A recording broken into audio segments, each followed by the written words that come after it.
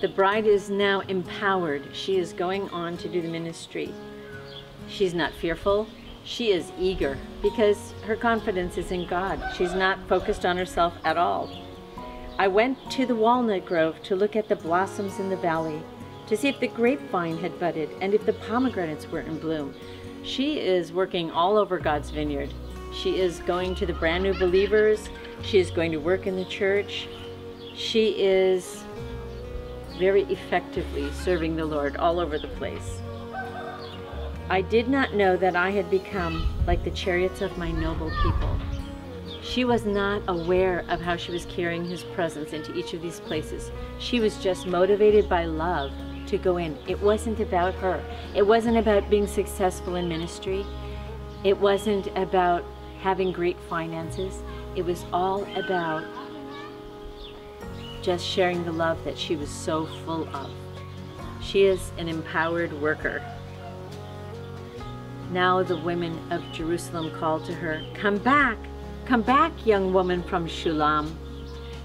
They don't want to lose her. They are enjoying and watching her, and they are enjoying learning from her about intimacy with God. They have more to learn, they feel like.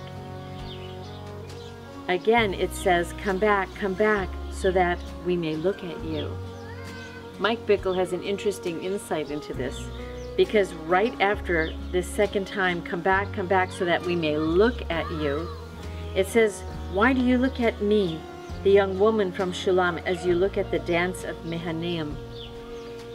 Mike points out that the second come back is probably said sarcastically by the watchmen, because they don't see anything special in her, and they are not appreciating her passion for Jesus.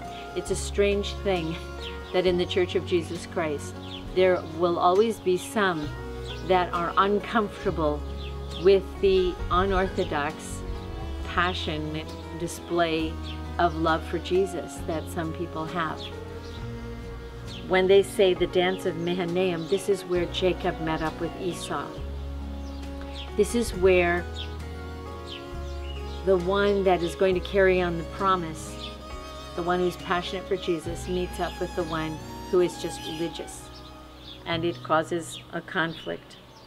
But it goes on as if it doesn't affect her. It's just going on around her. It doesn't affect her. It doesn't stop her from what she's doing. Some will want her to stay. Some will be glad she goes. But she's not affected by people. She lives for her bridegroom king. I would like to give a present-day example of someone who was transformed by trial. And that would be Ken and Johnny Erickson Tada.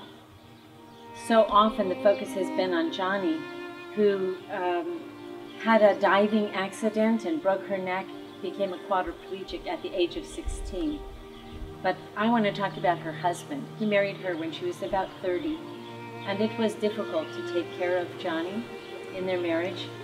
In their book that they recently came out with, he shares how at a certain point in his marriage, he decided to take a day a week off to be with his Heavenly Father. And sometimes he would sit there and he would just feel the presence of God. It was just fun to be with his Father. And sometimes he would hear a specific thing. One time he heard that he was to take good care of Johnny. God said to him, Ken, my best gift to you is Johnny.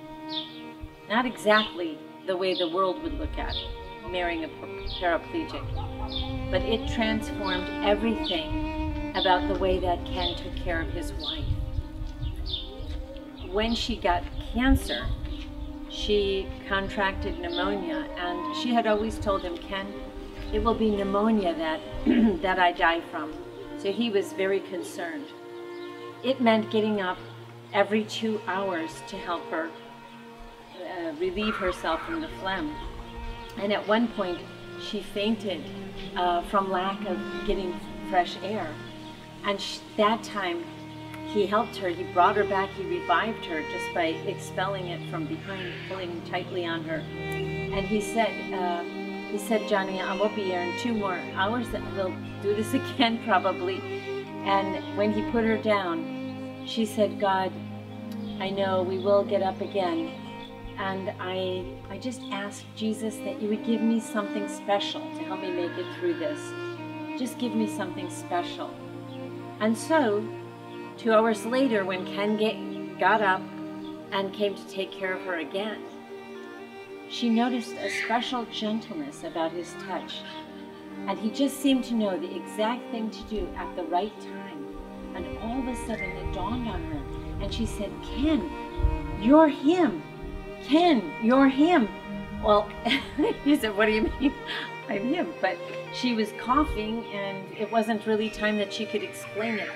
But later, when the crisis was past, she was able to say to him, Ken, the very way you cared for me, God showed me that you were Jesus. This was so big for him. Later, he thought about it. What could anyone say to you that would be a better encouragement, a better praise than that? So it still happens. People are still being transformed to be Jesus' hands and feet.